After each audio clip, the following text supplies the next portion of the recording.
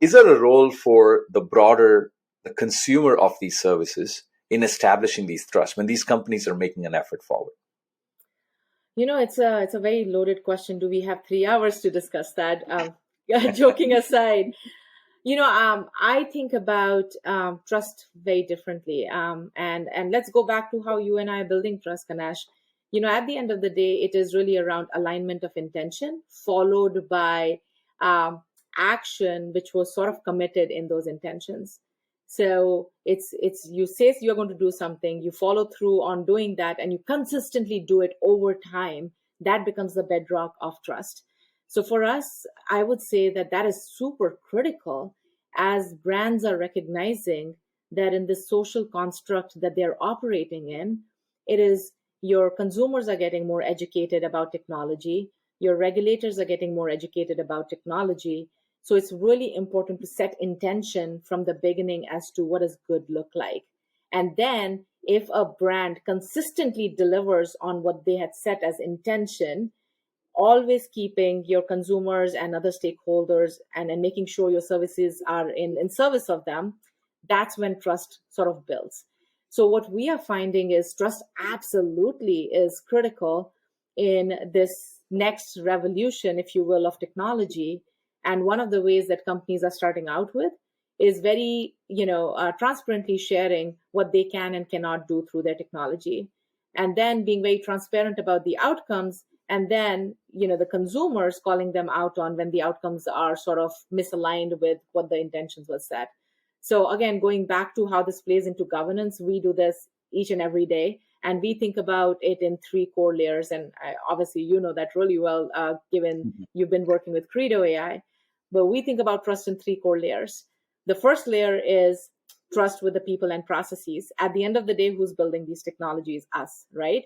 So is there an alignment of intention across these different stakeholders, whether you're coming from the tech groups, whether you're coming from the oversight groups? And are there processes to make sure that alignment happens in a way that there is this consolidated repository of trust, which you can reference back over and over again? The second layer of trust is the trust with these systems that have been built by us, right? And what I like to really hone down here is trust with the AI models and the AI solutions. And this is where a lot of great innovation, not only Credo AI, but many other companies are doing, is how do you do independent assessment for fairness? How do you do testing for adversarial attacks? How do you have provenance around all the decisions that were made into building that particular model?